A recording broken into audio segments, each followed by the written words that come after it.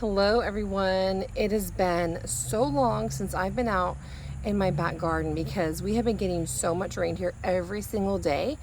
I will try to walk outside and I'll just start sinking in the squishy soil. So look, my elderberries are ripening up. So I'm going to go ahead and pick a few. Here's a few I've already gotten, and I'm going to go ahead and gather the rest.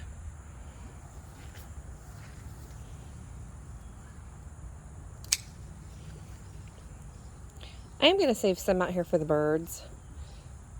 But look at those. They have been eating quite a bit. Oh my goodness, let me tell y'all, the mosquitoes are so bad right now. It's terrible. So what I'm probably going to do is what I harvest today.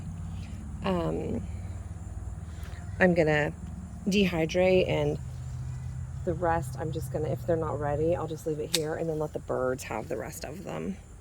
Isn't that beautiful? So these are wild elderberries that grow across the street from my house, like in the ditches. And so what I did was I went and got a couple of the branches and took some cuttings off of them and just stuck them in the ground in a spot in my yard that stays pretty wet. It's pretty moist soil. And anyways, they took, they rooted and started growing, and now they're these really big, large, like trees. Here's some. So they really grow really well. I don't water them or anything. I don't do any maintenance whatsoever, and that's really the best thing. I do trim them from time to time. Wow, there are some really big ants on these, you guys. Like on this one, they're huge, so I need to be careful of that. I didn't even realize there was ants. But yeah, this is really nice because, like I said, I don't do anything with this elderberry. I trim it up from time to time. Like in the springtime, early spring, before all the new growth comes on, I'll trim it up, and that's about it. It's the only thing I do.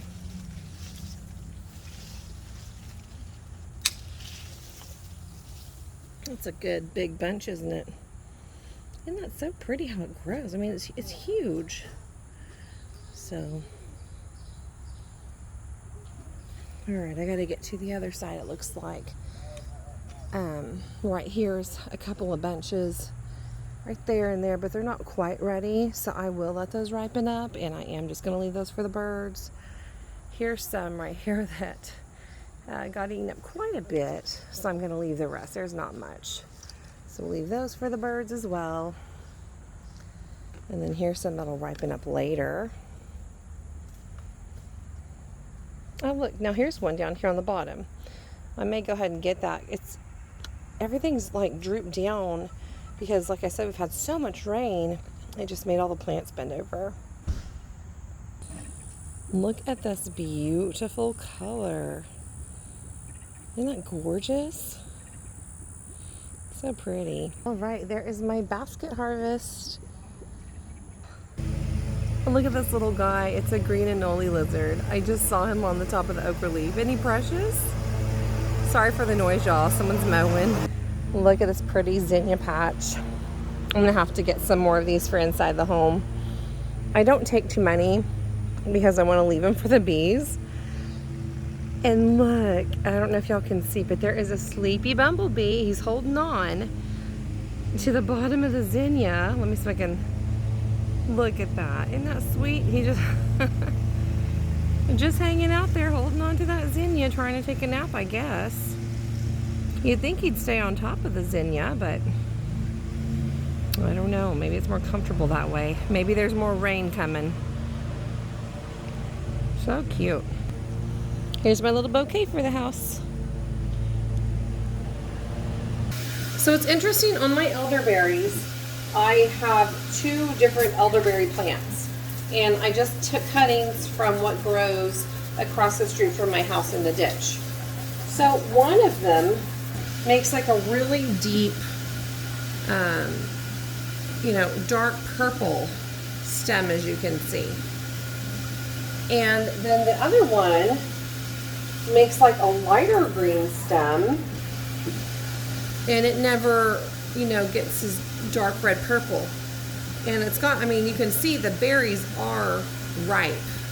So I think it must be two different kind of varieties, I guess, but you know, these are just, nobody planted these, they just grew. So it's pretty interesting. But I will tell you, the one that has the darker stems, like the deep purpley red stems, the berries smell amazing. They smell so sweet.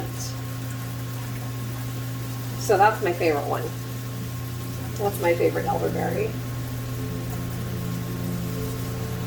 So yeah, I'm just rinsing this off to get any bugs that are stuck on here, hopefully any spiders and spider webs, because they will be on your elderberries. But there's so many bugs attracted to this plant.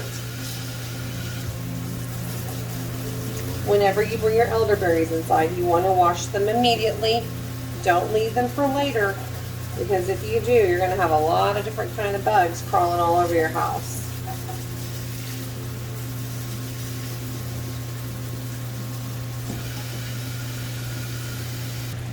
Okay, and then so now what I do to remove the berries from these stems is I have my water running and I just gently grab them off. Now another way that you could do is you could also put it like in the freezer, you know, and then when it's frozen, you take your fork and you can just like pull on it. As you can see, they're also coming off this way too. So either way works good. But I do prefer just getting them off by hand, using my hands. But that's a few different ways. So you can try and see what's going to work best for you and which way you prefer. But I like to do it this way because sometimes there's berries that I don't want. You know, like if there's a few green berries or so, it's kind of easier to not get those if you're doing this by hand. And then whenever I'm done with gathering all these berries off, some that are like green or just left on the stems here, I won't throw this away. I'll put it back outside so that the bugs and the birds can eat them, because there'll still be a few berries on there. I complain about having too many bugs in my garden, but then yet I like to feed them. I don't think that makes sense, does it?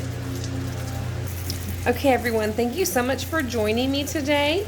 Once I get all these berries collected, I'm going to go ahead and dehydrate them on a low setting until they are dried out, and then I'm going to store them in a glass mason jar. And then what I like to do with these berries is whenever they're dry, whenever I make a tea, if in the winter time, or actually anytime if I'm feeling, you know, not too well, I'll make a tea and I'll add some of these berries in there and I'll let it just steep in with the tea and drink it, because it's a good natural immune booster. And what is it? Immune system booster is what I'm trying to say.